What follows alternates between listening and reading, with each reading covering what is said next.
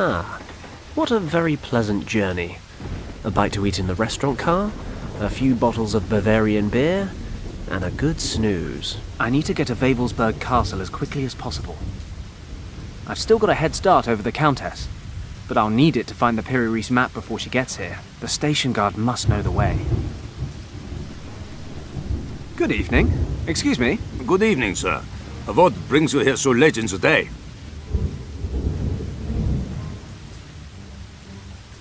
I'm an English journalist writing about the famous sites away from the Olympic Games. I find the focus on Berlin these days so passé. I want to see the real people of Germany, the sights, the smells, the, medieval castles. Do you think you could show me the best way up to Wewelsburg? I'm very sorry, sir. Wewelsburg Castle is closed to visitors right now. You're kidding. No, you're really not, are you? I've endured quite a ride just to come see this bloody thing. Oh, what a shame. But the castle has been under military control for some weeks now, sir. All of the access routes have been sealed off, and the guards are patrolling the castle surroundings. Why exactly is that? I find it better not to ask. Besides, I was only posted to this station a month ago. This is stupid. What do I do now? Well, you are not the first person to drop by wanting to visit the castle in the last couple of days. I'd advise you to wait for the next train. There's one going to Paderborn in 2 hours. I'm afraid there's not much you can do here to kill the time. The station building is closed due to renovations, hence why I am standing outside in this awful weather. You could, of course, take a walk to Buren. It's not far away. There's a road leading directly into town from this crossroad. The guest house at the market should be open. You could warm up a bit and wait for the train there. You know, I think I'll just enjoy some fresh air after the long train journey, even if it is raining cats and dogs. Is it okay if I wait here? Of course, sir. Thanks. Damn, now what? The castle's right there. There's got to be another way in.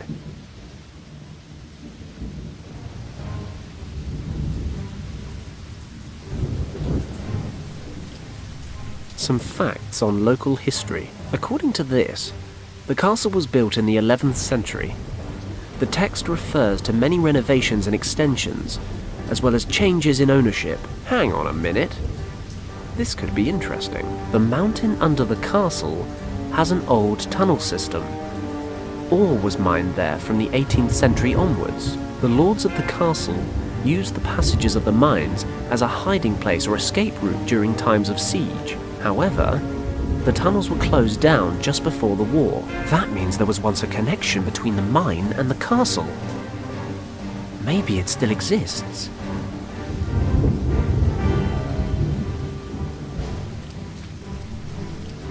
I'll try and scratch the moss away. There it is. 2 tools crossed. A hammer and a pickaxe. This is either a mine or the Center for Dyslexic Soviets.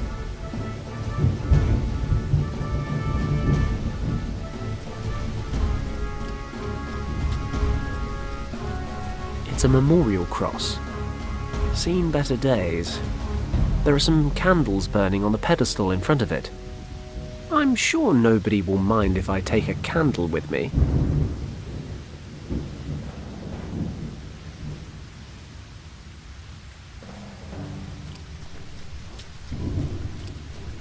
I should be able to burn through the rope. Then the handcar will roll past the platform. That should keep the guard occupied for a moment or two. Then I'll have some peace and quiet to find the entrance to the mine. Let's go.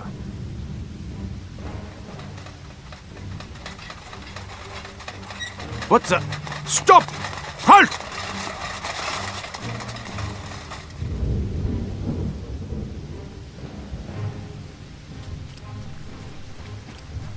As long as no one complains, do what you like.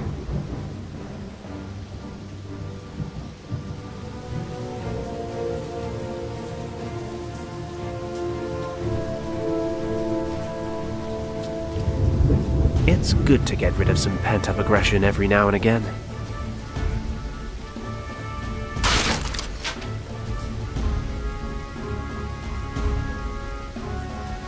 I'll put the candle in the lantern.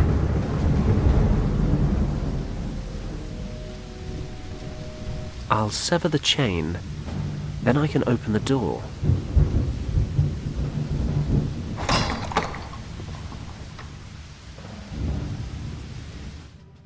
Christ, it's a bloody maze down here. I've got no choice.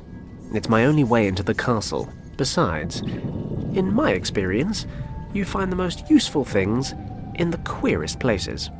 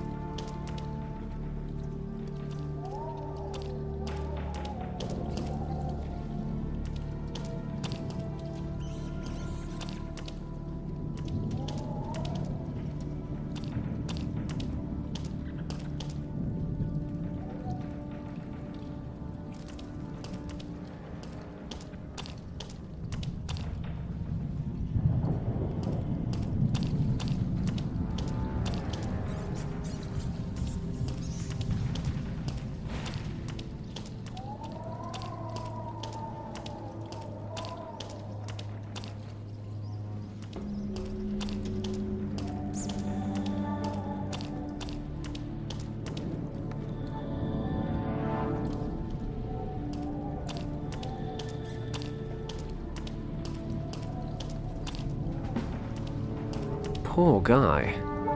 Let's hope I don't end up like him. This place is a maze.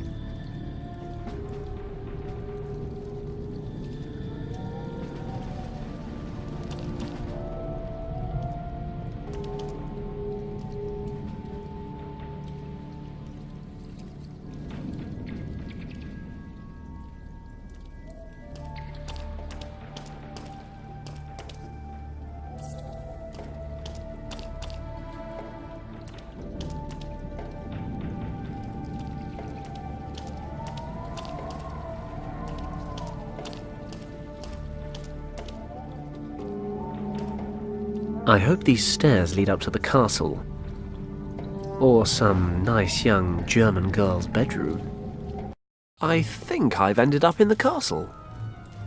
I never thought this would actually work. Lucky there's no one here. This is some kind of workshop. I suppose it'd be too much to ask to climb out of the mines and run straight into the map. Well, exploring never gets boring. That is what they say, isn't it?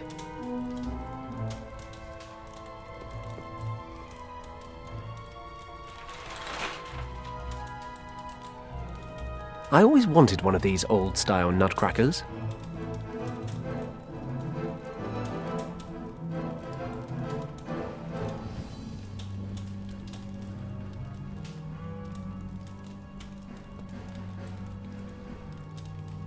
A threaded hook that's been screwed into the wall. It won't pull out. Of course, I can just use the nutcracker to unscrew the hook. Why didn't I think of that before? I'll jam the hook into his mouth and then unscrew it like a pair of pliers.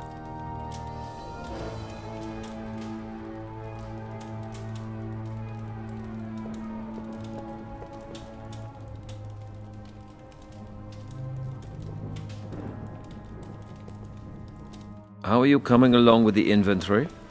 Nearly finished, Herr Feldwebel. I still need to catalogue the objects from Berlin. Okay, but it is essential that we finish the inventory today. The remaining exhibits will be arriving from Berlin tomorrow. Jawohl, Herr Feldwebel. Did he say inventory? Maybe it says where the Piri-Reis map is stored. If only I could get a look over his shoulder. And I always thought I was the one carrying too much weight. Huh, I joke, but seriously, I ought to get down the gym. I can't lug an entire set of armor around with me for 3 reasons. First, it's dead heavy. Second, it'll make me look silly. And third, this is supposed to be a stealth mission. I'll just take the gauntlets, because they're cool.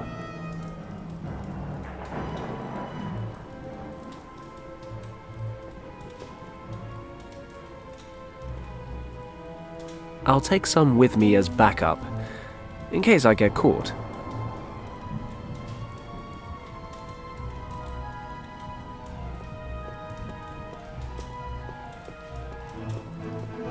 Well, it's not Argali, but it'll do.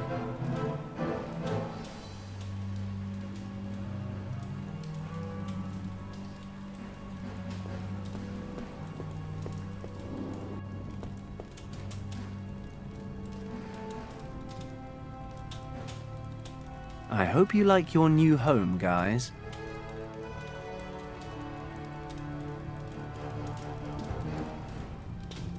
Sorry guys, but sacrifice is just an intrinsic part of war. That was quick. They've melted down like butter.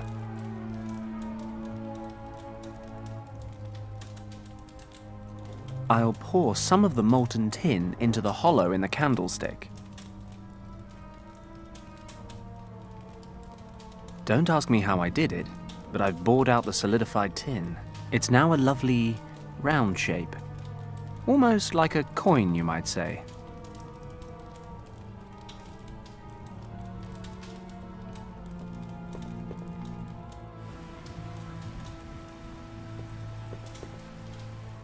Nice view.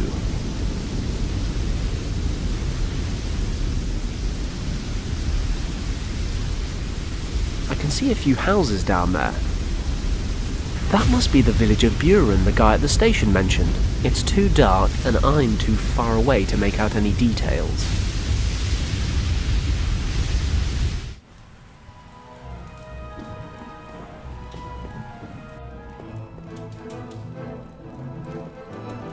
I think I know how to get to the station, and I've seen all there is to see in the mine. I'll take the quick route.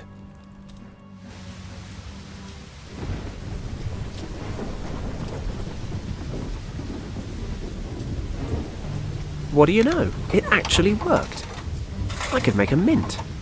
Get it? Because I'm making money to use in a sweet. You know what? Never mind. 4 fizzy sweets fell out the bottom.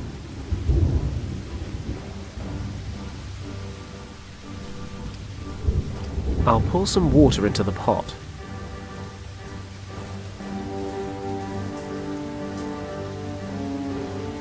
The sweets are dissolving in the water. I've soaked the pelt with lemon water. There, spick and span.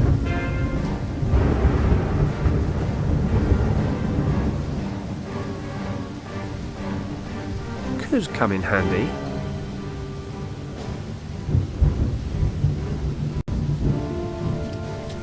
I think I know the route pretty well now. Nothing interesting left in the mine. I'll head straight up to the castle.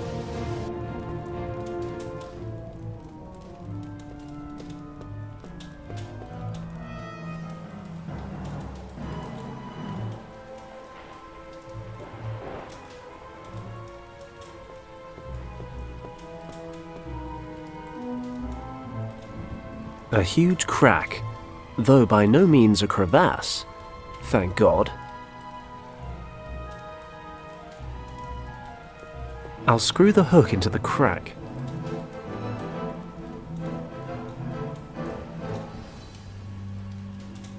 Okay, I'll hang the mirror up here. I can see the mirror above the desk from here, and the documents he's working on. The image is the right way round, but I can't read the writing. It's too far away.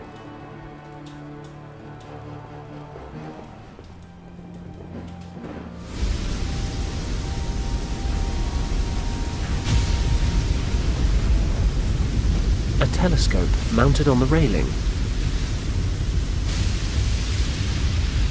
The telescope's attached with a metal clamp. Maybe I can loosen it with the drill.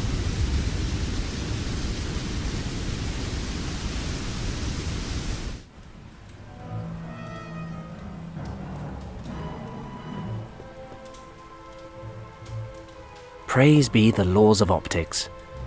I can make out every word. If the soldier would just move his hand a little to the side, then perfect. There it is. Exhibit 104C. The Piri Reis map, stored in the crypt in the North Tower. The problem with answers is they always give rise to new questions. Where the devil is the North Tower?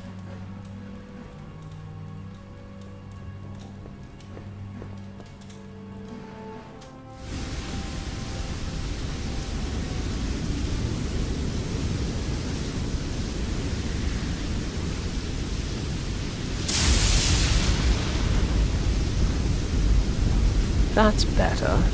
Now I can make out the individual buildings.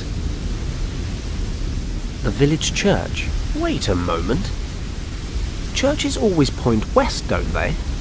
With the altar in the east. The main entrance is facing away from me. So, looking at the church, the two small towers to my left and right must be on the east-west axis. So the North Tower must be on the other side of the castle, but how am I supposed to get all the way over there?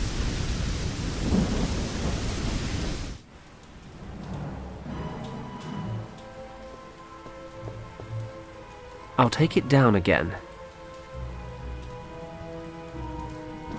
I'll unscrew the hook.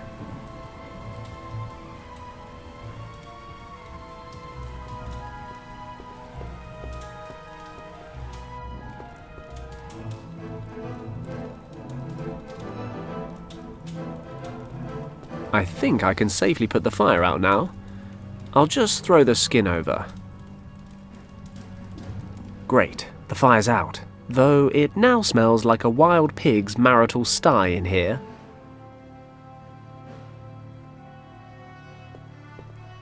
Now the fire's out, I can see the ladder rungs more clearly. They definitely lead up to the roof.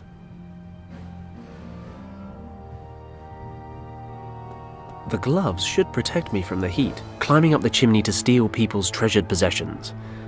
I'm like the anti-Santa, only trimmer. Luckily, I'm not afraid of heights. Or as we've established, anything at all. Apart from our Garleys. And Kim, when she's in a huff.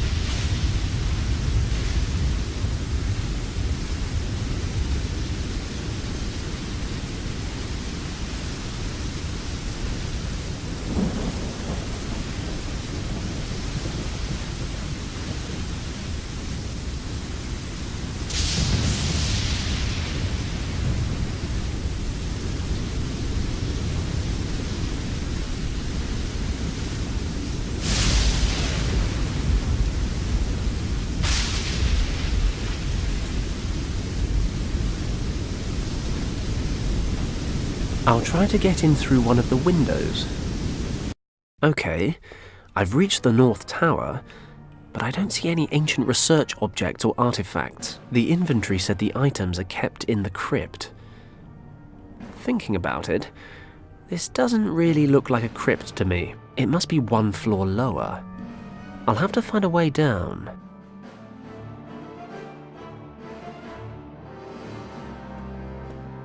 Let's attack this thing.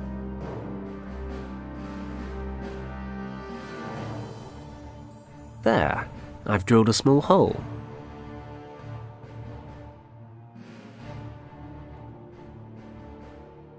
I've screwed the hook into the drill hole. It's lodged pretty tight. Let's see if the crank handle still works.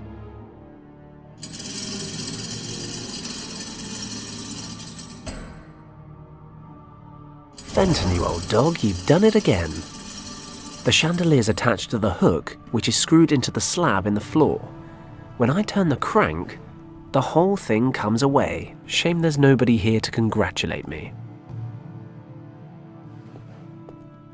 Ah, there's a cable here. Maybe I can climb down on it. Hopefully it'll take my weight. Looks like I'm in the right place, finally. Not that I'm complaining.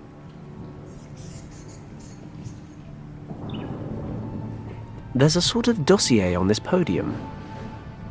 I'll just skim it quickly. It outlines the Tula Society's central objectives.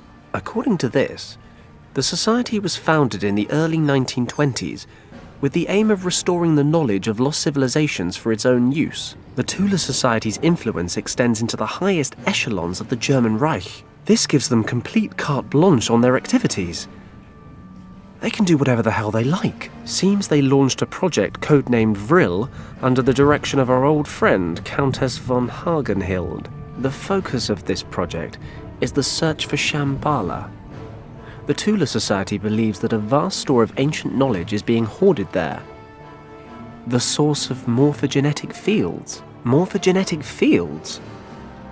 Never heard of them. But then it does ring true with what Professor Hayes was talking about, a store of ancient knowledge. If I remember the professor's description correctly, the hunters and herders of Shambhala suddenly developed into a flourishing and highly advanced society. Hayes reckons some sort of mysterious energy was responsible for the tribe's development. Is that what they mean by morphogenetic fields?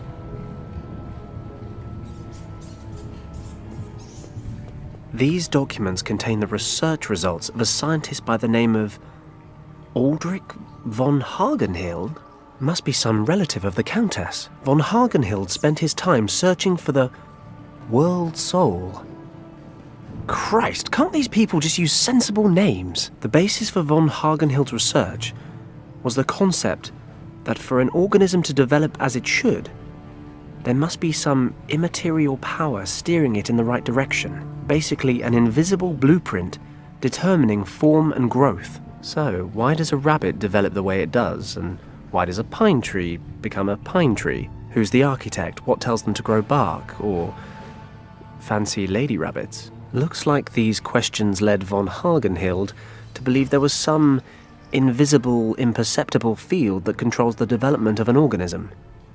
He called it morphogenetics. Von Hagenhild explains the holistic aspect of self-organizing systems with his theory of morphogenetic fields. Basically, the field stores forms or behavioral patterns that every member of a species draws from and adds to. This was his Western take on something the East had known for some time. In Far Eastern philosophy, people refer to his morphogenetic fields as the divine essence of nature, or as the soul. He thought he'd identified the soul. He didn't think the soul was a spiritual thing. He thought it was a fundamental principle of nature that had been warped and confused by religions the world over. He even thought he had proof. He refers to certain experiments he carried out. Ugh, this is a lot of information to take in. Von Hagenhild really believed that in these morphogenetic fields, he'd identified the soul, the central power behind all living things.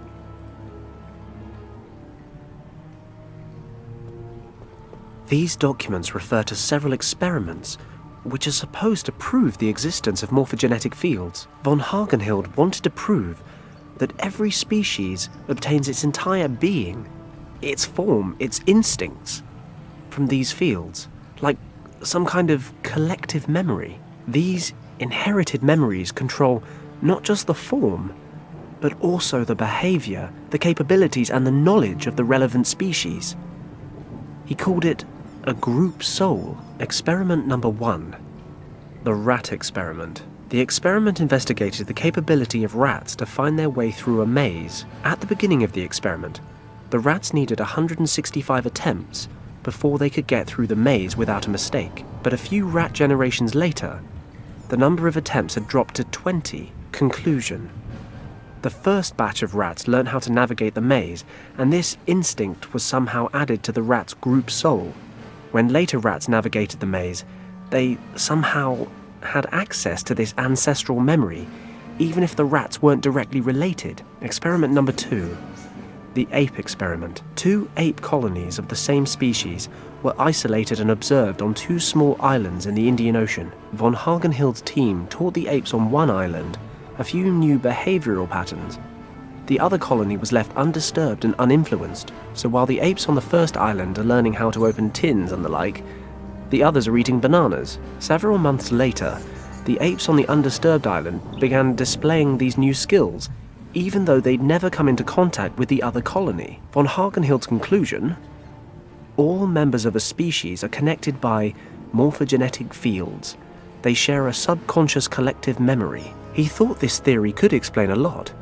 Animals' sense for impending danger, telepathy, sixth sense in humans. Von Hagenhild also concludes that members of a group can learn something new at a far quicker pace when the vast majority of members of that same group have already acquired the knowledge. These fields are basically stores of information that are effective across space, and in rare cases even time. Von Hagenhild presumes this would go some way towards explaining premonitions. Human beings sporadically accessing morphogenetic fields from varying points in the future. It all sounds very far-fetched, but then it does explain a lot. Supposing morphogenetic fields really exist, they'd be the answer to problems science has been trying to solve for centuries. And if all these fields add up, if there's some kind of central repository of all this information, Christ, it'd basically be the scientific definition of God. I'm beginning to understand why the Tula Society's quite so interested. And if there's even the slightest chance it's all true, why they need to be stopped. Is this the Piri Reis map? It's hand-drawn, ancient. There are some notes next to it. Finally, von Hagenhild became convinced that there must be a type of definitive field from which all other fields are derived. All manifestations have an origin. He tried to back this up with historical evidence. A world soul, for instance, had been proposed by Plato over 2,000 years ago, but what really convinced him was the discovery of an old mysterious map of the world, drawn by the Ottoman general Piri Reis. I knew it! It's the map! Let's see. Further on in the text, von Hagenhild discovered that the general had drawn up the map in the 16th century, using sources which were thousands of years old. But how could they have known at that time what the world looked like? He posed the theory that a civilization had existed then, which possessed extraordinary knowledge and skill. He discovered a marking on the map, which was written in an unfamiliar language. Research in Far Eastern libraries revealed it was a long-forgotten Tibetan script. Once translated, it claimed the marking indicated the source of all knowledge, the center of the morphogenetic fields.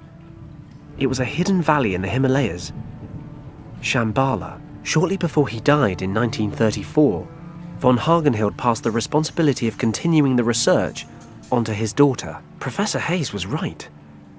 About everything. The Tula Society arrived at the exact same conclusion as he did. They were just one step ahead. Lucky I'm one step more. Richard used the first key to pass through the gate in that secret room in the monastery. I just need to find the second.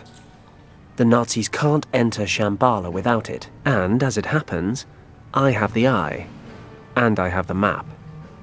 I just need to use them to find the location of the second key. My last hope of finding Richard is based on an ancient legend. Great. It's time to cross everything I've got. And I mean everything.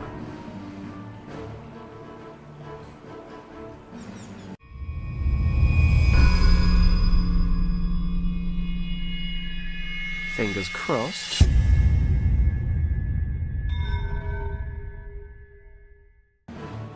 I've come all this way, but I'm still a little surprised it actually worked.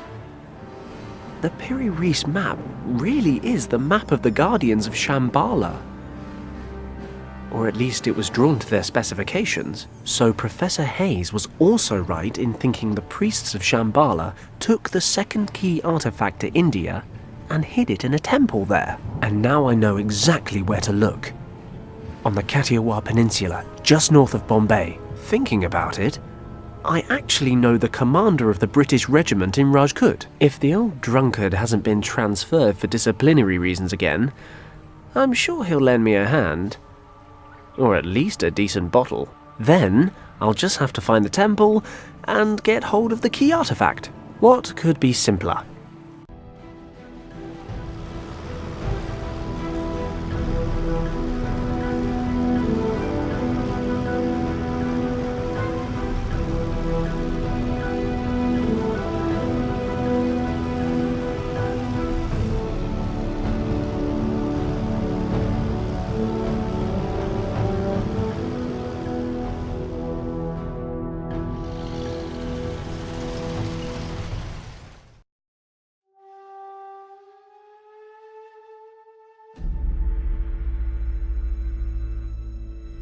Looks like the road ends here. This village is supposed to be the last settlement. Other than that, there's nothing but thick jungle in every direction. The commander of the local troops led me this far. But now I need to quiz a local about the temple. I have no idea where it is. Hello? Hello? Jesus, where is everyone? Looks like this place was abandoned pretty recently. Hello? Is anybody there? The Nazis can't have been here already. Can they? Damn it. I'll have to find the temple on my own.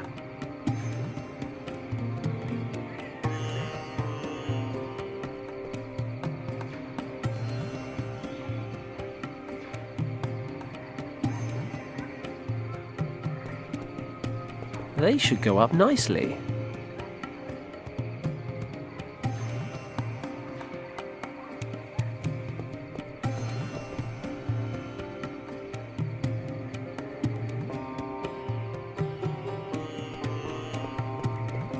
I'll take that cloth with me too.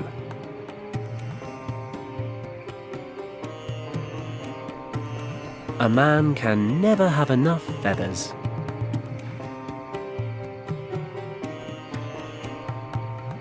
Feathers, blood. It's clear what happened here. Some huge winged monster had a nosebleed. Or a chicken got eaten. One of the two.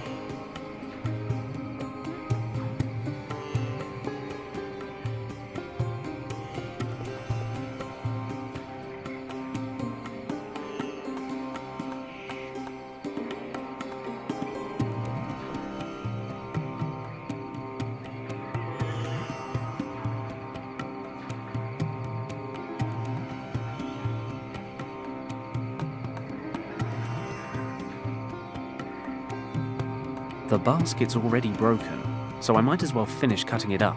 I've dismembered the entire thing.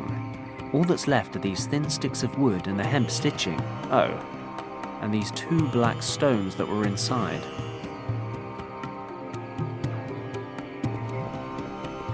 What is that? It's a small goat. It appears to be hiding underneath the hut. Well, no, it's definitely hiding underneath the hut. I can see it from here.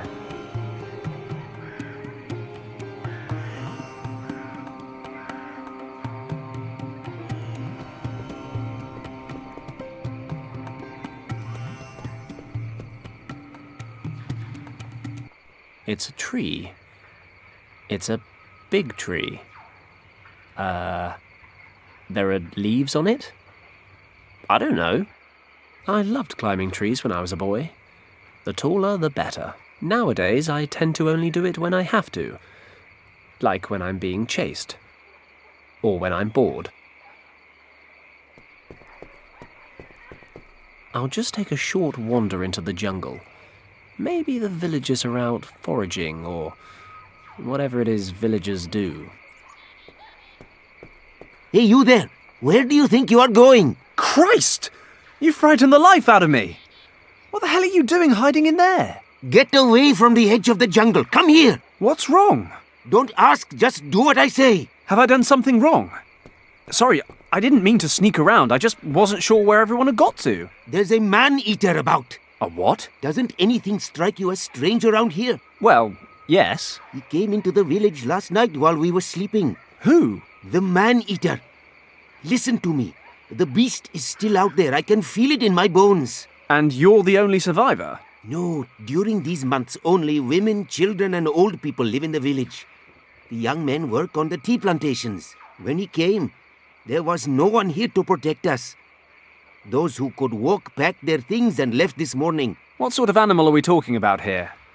I'm, something of an expert. A tiger, what else? A tiger? It was no normal tiger, it was a man-eater. Tigers normally avoid settlements. They hunt in the jungle. But now and again, a few of the particularly hungry ones stray into the villages. I remember the old stories from my childhood. When a man-eater has picked out a village, he stalks it for days until he can strike again. When you put it like that, it does sound kind of scary. But I have a very important task, and I'm looking for someone who can help me. What brings you here, stranger? I'm looking for an old monastery, or a temple. Do you know anywhere around here that fits the description? As a matter of fact, there is an old temple nearby. Great. How do I get there? Could you show me? You may have no instinct for survival, stranger, but I wish to retain what is left of my life. I cannot leave the village until the man-eater is dealt with. Okay, tell you what. I'll have a look around and think of something. If I deal with the tiger, will you lead me to the temple? Take my word for it, stranger. Great. It's a deal. Be careful out there.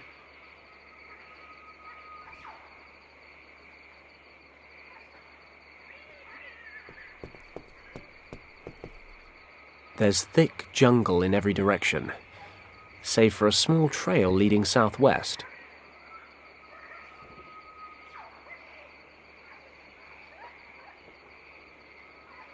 It looks pretty impenetrable. I'd need a guide to find my way through. I think I'll stay on the path for the time being. I'll follow the path leading out of the village so I don't get lost. Let's see where it leads to. What is that sound? Christ, there really is a tiger out there.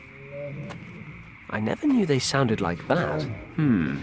Thinking about it, I'm not a vet, but this guy might be injured. No doubt he'd still eat me given half a chance. I should stay out of his way. That's the man-eating tiger I'm supposed to be dealing with. It sounds like it's in pain. I don't know anything about mushrooms, but that's no reason not to pick them. If they taste foul, I can just throw them away.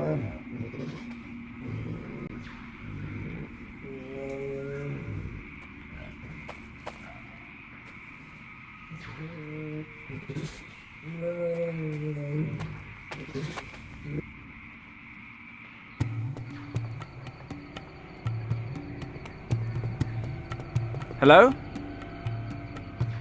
Yes? Any luck in hunting the tiger? Yes, I saw the tiger. You're right. He's still lurking about. Told you so. I think I know why it came into the village last night as well. He looks injured. He's out in the swamp making sad noises. Would that explain why he's acting so aggressively? Quite possibly. But regardless, I am staying in my hut. And don't go getting any wild ideas yourself. But I promise to help. As you please. Is there anything else? I found these mushrooms in the jungle. Are they edible? I would only eat them if you have sleeping problems. These mushrooms contain a natural sedative. We use them to treat minor injuries. But I have heard of a Brahmin who performs operations on injured animals and sedates them with the poison from these mushrooms during the operations. Interesting. So you just chuck them down the creature's throat? No, the sedative must get into the bloodstream. The mushrooms are cooked and the juice that escapes is then injected. It requires a bit of experience to get the dosage right. Too much of the stuff could knock out a huge water buffalo, never mind a small pet. No problem. Caution is my middle name. I found these stones in the village square. I don't suppose they're, valuable by any chance? No.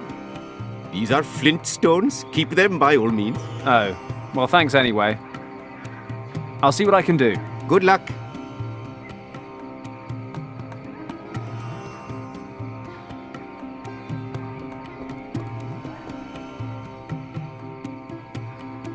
The reeds caught. The logs shouldn't be far behind. In you go.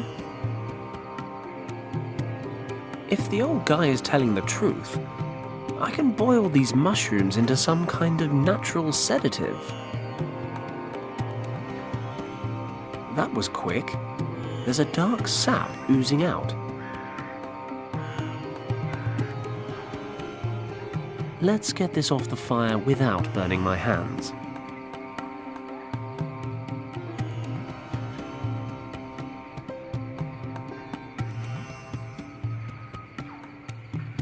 I can tie one of the pottery shards to one of the sticks.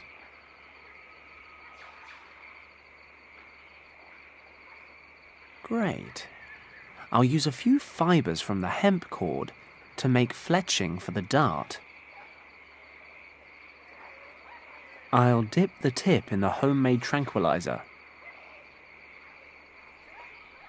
Voila! A perfect tranquilizer.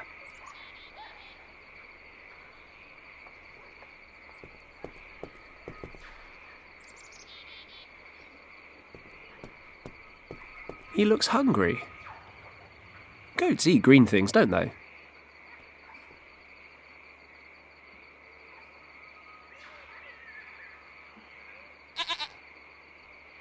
Okay, little guy. Fancy an adventure? I'll tie a piece of the cord around the goat's neck, so it doesn't run off before I'm done with it.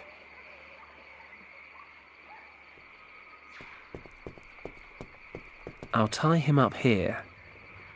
I hope this works. Meh. Don't worry, you're not bait. You're just a distraction.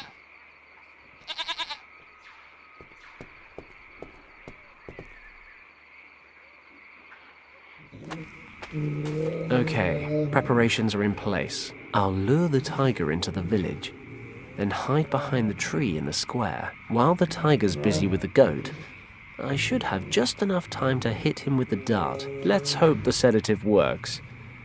For my sake, as well as the goat's.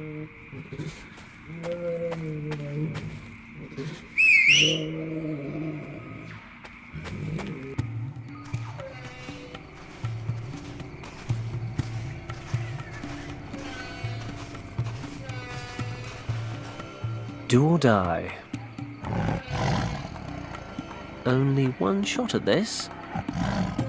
Concentrate.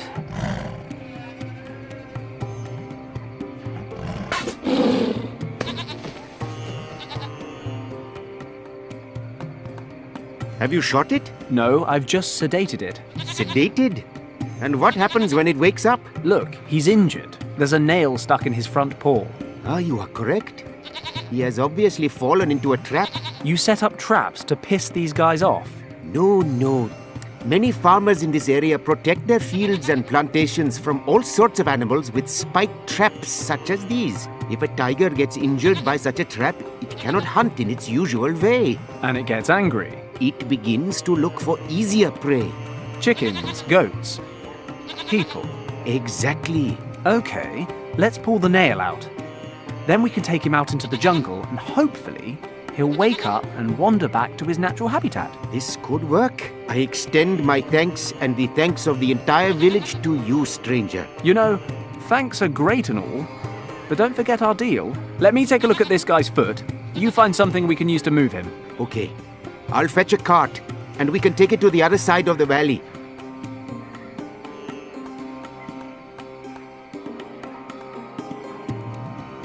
Okay, we're done. Then I will lead you to the old temple as promised. Follow me. This is it. Here? But I don't see a temple. Behind me in the lagoon. What do you mean, in the lagoon? According to records, there was a narrow valley here in which a temple stood until a few hundred years ago. One day, after a heavy storm, the valley was flooded along with the temple.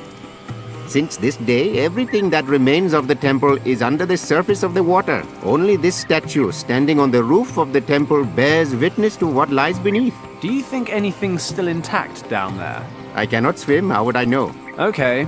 Well, thanks for your help. It was no problem, stranger. I had better make my way to the next village to tell the women that the tiger is no longer a danger. Would you care to accompany me? Women, you say? No, I really ought to get back to saving the world. Thank you, though. As you wish. Good luck. I usually need it.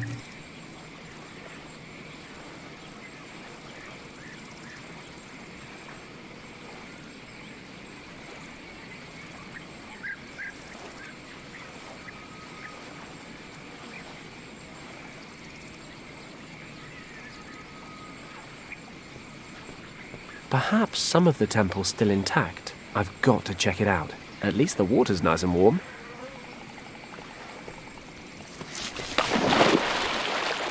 You know, it all started innocently enough. Flies. Nothing dangerous about flies. Then there was the cat. Then the sheep. The tiger. Now sharks. Bloody sharks! I'd better steer clear of him. At least the temple looks intact. I'd better head back to the shore before he spots me. Okay. I have to get rid of that shark if I'm going to reach the temple.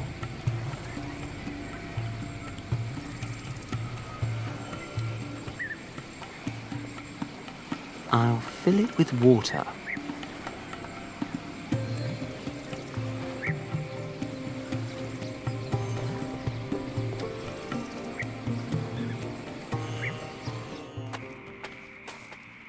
Let's get up there and take a look.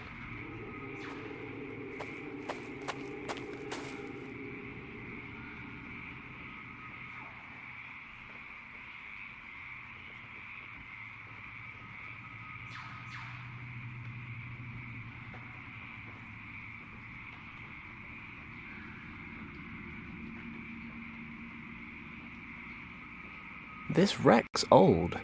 The jungle's begun eating into it.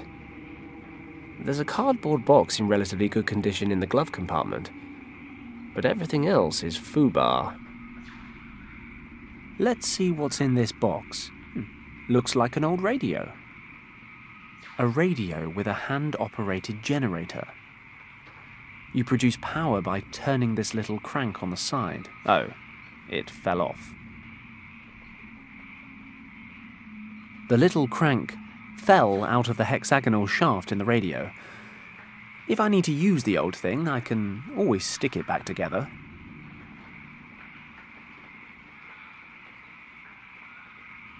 I don't need to use it at the moment. Besides, my gut tells me this thing may not be up to modern electrical safety regulations.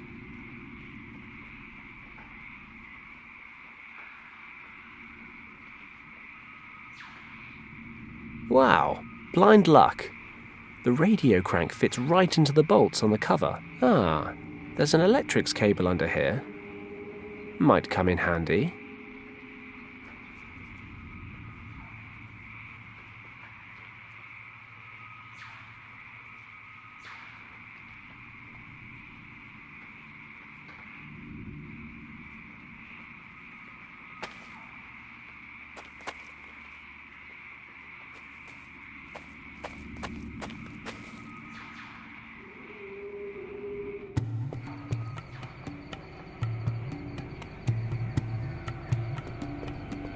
This should moisten the bloodstain.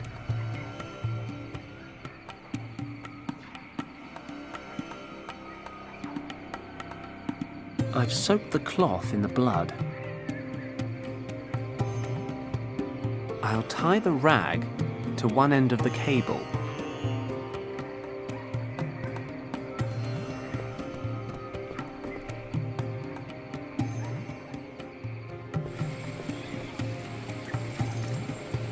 I'll connect one end of the cable to the contacts on the radio.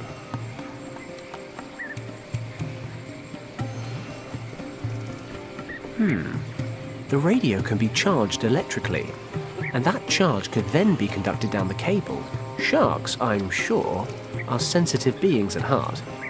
Even a small shock should be enough for him to turn tail. Of course, he's right on the lagoon bed. I'll need him to be right on top of the cable for it to work.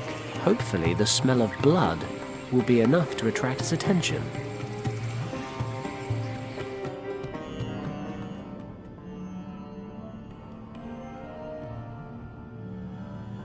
It's working!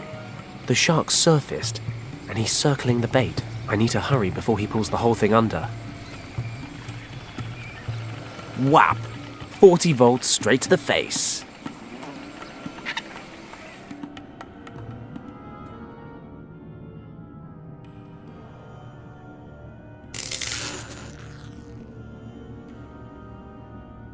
Fenton Paddock, top of the food chain. Time to get down there and check out this temple.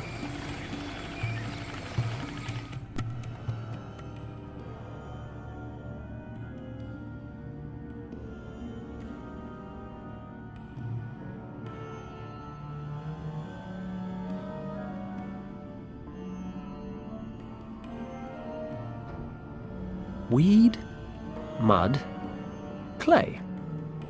Yes, it's a lake bed.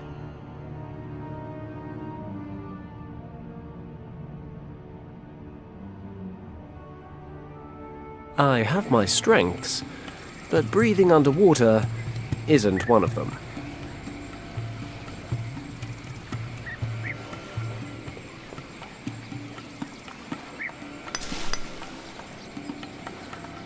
There, I've managed to cut away the plants with the sharp edge of the pole.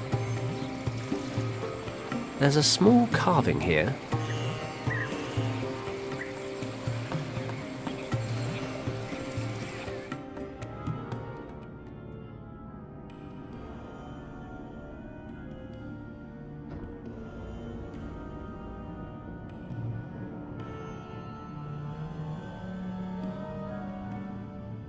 I'll collect some mud.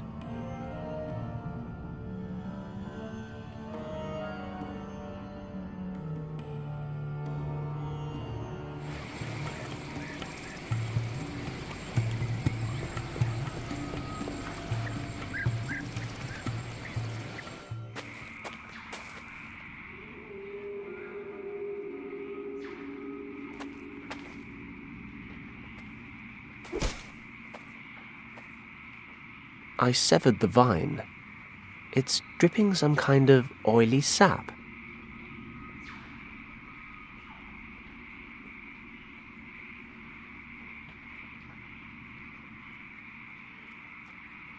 I'll soak the reeds with some of the sap.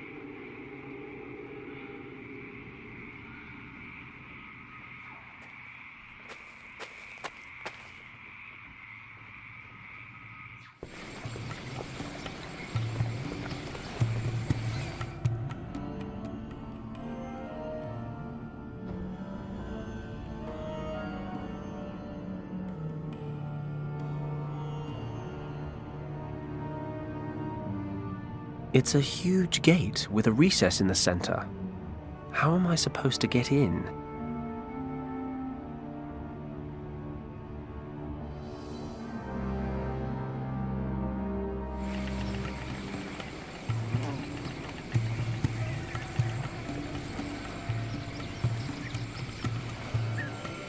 The cardboard softened in the water.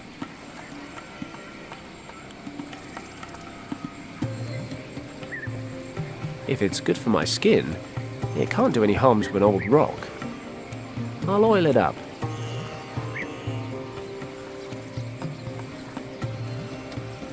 Perfect. This should make for a good mold. The damp cardboard will dry around the carving, and the plant oil should let me get it off again in one piece. The cardboard's dried in the heat. If I just remove it carefully, and yes, a beautiful cardboard mold.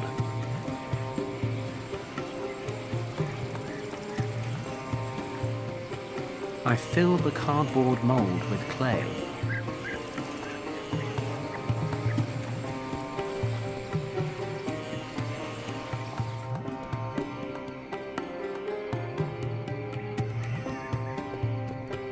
Let's hope it's hot enough to fire the clay.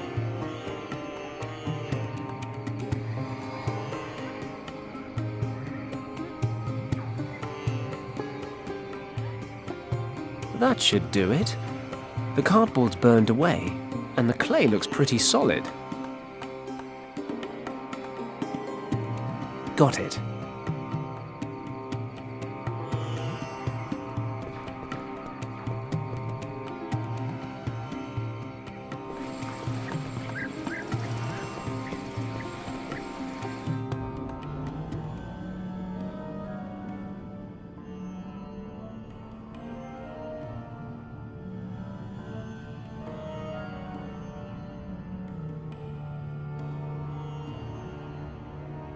It fits. We're in business.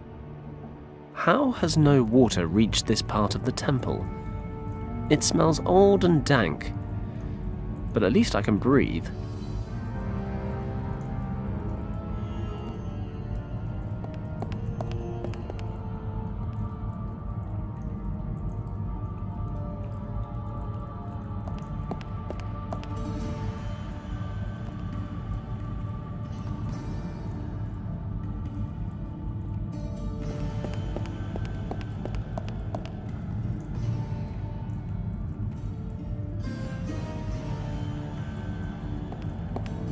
The painting shows burning houses and many, many dead people. They're fighting one another on a huge mountain of corpses. But they don't look like warriors. They're just townsfolk, murdering one another. Is this the fall of Shambhala? The inexplicable catastrophe that Professor Hayes mentioned, but he said it was a dragon, and Kim translated something similar back at the monastery. These people are killing each other. But why? There's a round stone jutting out of the wall here. I'll grab it. The painting up there has a number of people reaching the shores of a sea or a river by boat. These must be the Shambhala survivors, the ones who came here to hide the second key. That can't be. That looks like a British Army uniform. But this place was supposed to have been built millennia ago.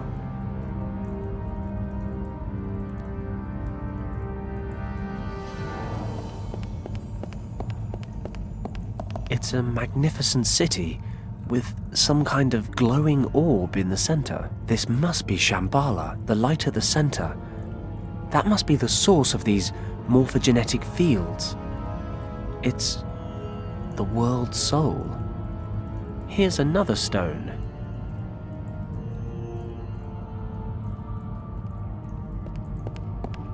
It's so well preserved. The painting seems to portray a scene Professor Hayes told me about. It's a group of herdsmen or hunters entering a large cave in the mountains. These are the people who discovered the entrance to Shambhala many thousands of years ago. There's a loose stone protruding slightly from this painting.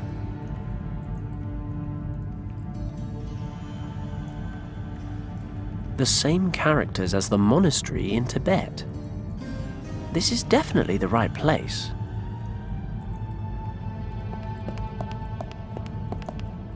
Okay, we've got 6 circular recesses arranged around a symbol. This must be where the artifact was stored all that time ago. I'd better take a closer look.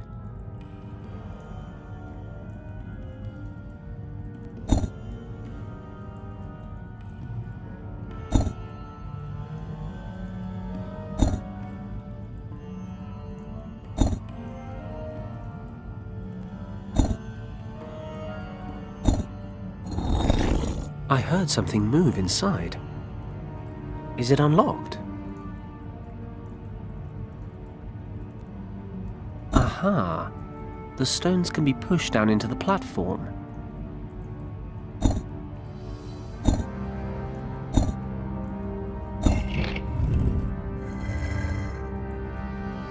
Finally, the second key. I've traveled 3 continents just to find this thing. I should be happy. Or at least relieved. But there's something bothering me. Something at the back of my mind. I'm finally holding in my hands the key to Shambhala. The key to rescuing Richard. And I've got this weird feeling about it all. Is that Is that my conscience? Damn, I thought I lost the thing years ago. Maybe all this wasn't such a good idea. How many people have already died for this thing? And how many more will die if I open the gate to Shambhala? Beyond all the myths and the legends, there has to be something real at the end of it all. There is something behind that gate that shouldn't be messed with. I don't know. Maybe it's this place, or maybe I'm just tired, but I can't help but think back to Hong Kong Harbour. I made a split-second decision to save Richard, and it was the wrong one. I won't make the same mistake again. I don't have the luxury of special circumstances as an excuse this time, and this time, there's a lot more at stake. Kim said you can't weigh one life against another. Last time, my mistake cost 8 lives. This time, it could be thousands. I've got to accept the reality. I can't go back to Tibet. I have to go back to where it all began. I have to justify the most difficult decision of my entire life.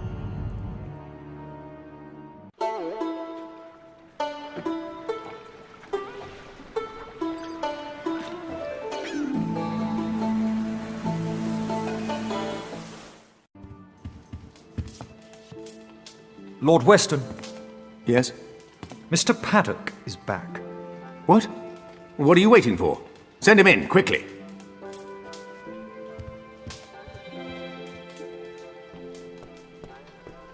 Fenton, you have no idea how relieved I am to see you. Lord Weston, Do you have any news of my son? Is he alive? I'm afraid it's not that simple, Governor. Is Richard dead? Is that what you're trying to tell me? No, he's still alive, I think. Oh, thank God. Do you need more money? How can I help you? Just say the word, I'll do everything within my power. Sir, I know where your son is. I even have the key to the gate that leads to his location. The problem is, I can't be answerable for opening that gate. And what is that supposed to mean? Richard is in a place in the Himalayas called Shambhala. For some reason, he fled there when his unit was attacked by Nazi troops. Maybe it was the only way he could prevent the Nazis from entering Shambhala. The point is, that place holds a secret so vital, it cannot be permitted to fall into the wrong hands at any cost. This is what I've come to realize. The second key could undo everything Richard has worked for. If I reopen the gate in order to follow him, I'd risk letting the Nazis into Shambhala. Lord Weston, we have to destroy the second portal key. I'm sorry, but the dangers it represents are simply too great. What are you saying? You suggest that we leave my son, your friend, to his fate? Lord Weston, you know what Richard means to me. You know what I've sacrificed for him. Believe me, if there were any other way, I would take it. I know it's hard to accept, but after everything I've seen and experienced, I just can't continue with this mission. I'm here today to ask for your understanding. I cannot believe I'm hearing this. You sentence my son to death, and you come here asking for absolution. I was wrong about you, Paddock. If you are unable to handle the situation, I shall have to find someone who is. As I said, I'm very sorry, Lord Weston. But I've made my decision. I'm going to destroy the key. I'm afraid that decision is no longer in your hands. What is this? You're collaborating with the Nazis, Governor! I had no choice, Fenton. Mr. Kleist claimed to know where Richard was. He said he could return him to me. I was skeptical, but a father will cling to even the slightest shred of hope. I never gave up hope that you would solve the situation, and that I could quickly end my collaboration with the Nazis. But now I realize that I backed the wrong horse. Governor, this is a mistake. I'm prepared to take that risk. Herr Paddock, I wonder if you would be so kind as to accompany me to the airport. You have an appointment in Tibet that you absolutely cannot miss.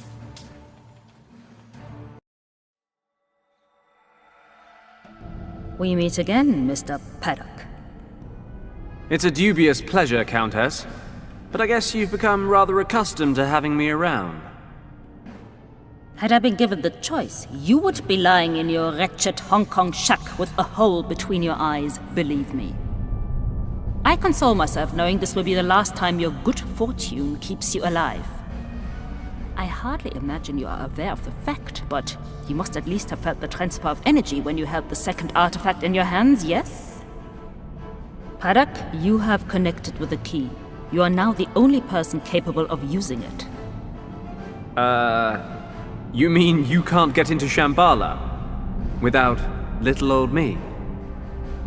Precisely. And you think I'm going to help you? But of course, there can be no doubt. I hate to break it to you, love, but if I really am your last option, you're rather scraping the bottom of the barrel. Your expedition ends here. Tut, tut, Mr. Paddock. You are always so hasty to judge before knowing all the facts. I am well aware of the lengths you would go to keep Shambhala from us. You would merrily abandon your greatest friend for that very reason. But I wonder, would you so capriciously condemn to death your pretty little accomplice? Kim. You would merrily abandon your greatest friend for that very reason. But I wonder, would you so capriciously condemn to death your pretty little accomplice? Oh, please don't look so dejected.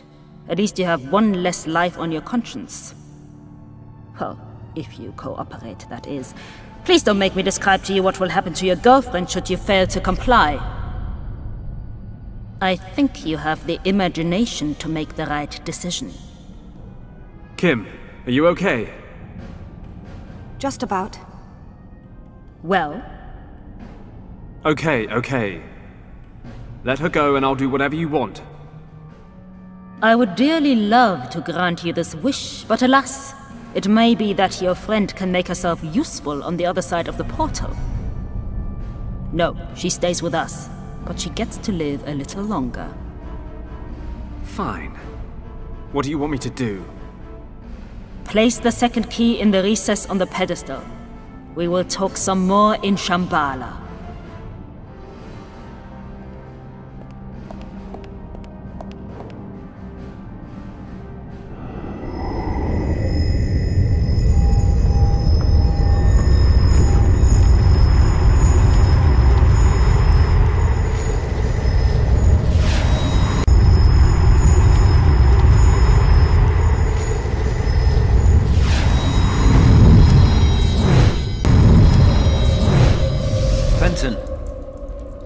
Fenton, wake up! What? Fenton! What?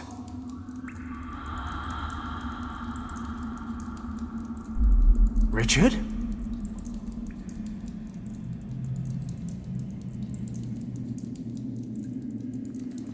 Richard, is that you?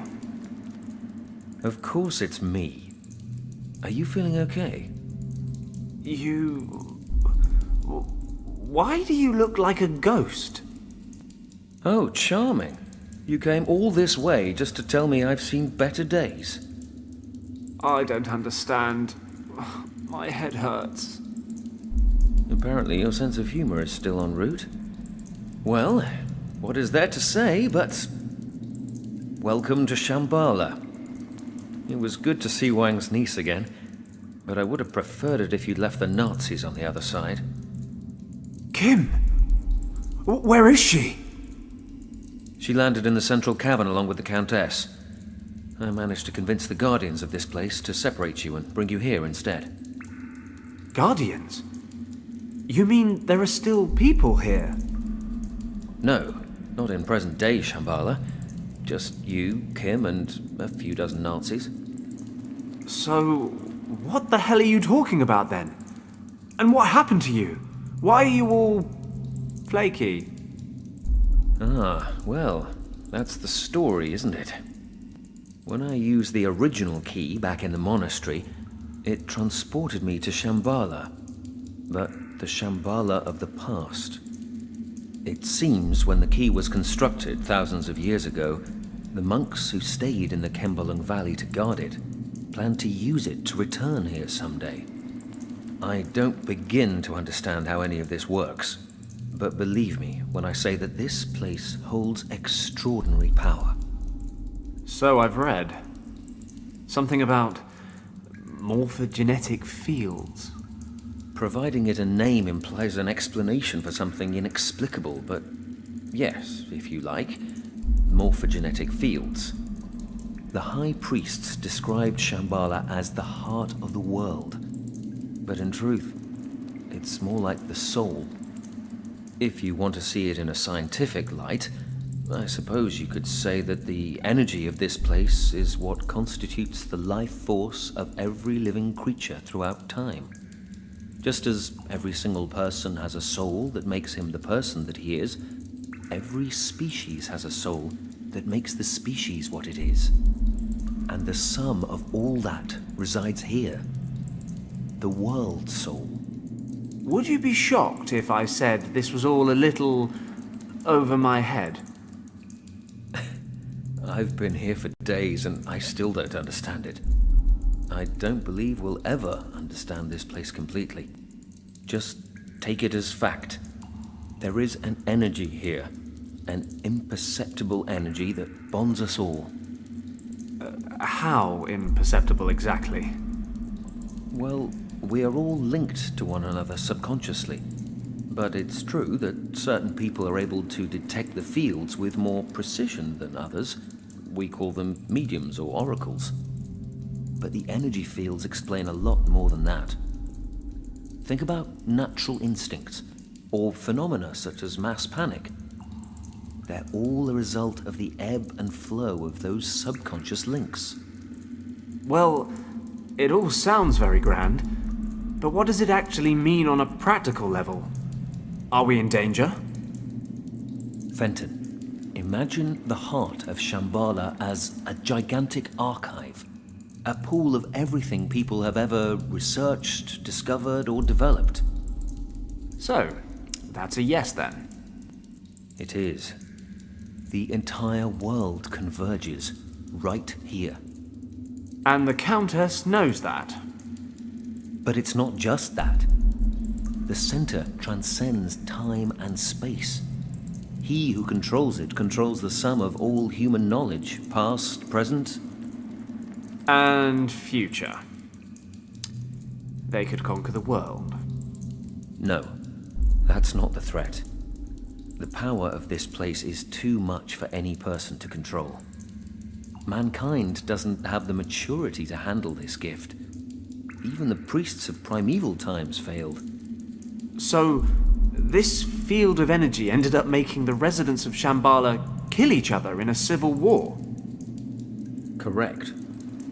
How? Imagine understanding everything, instantly.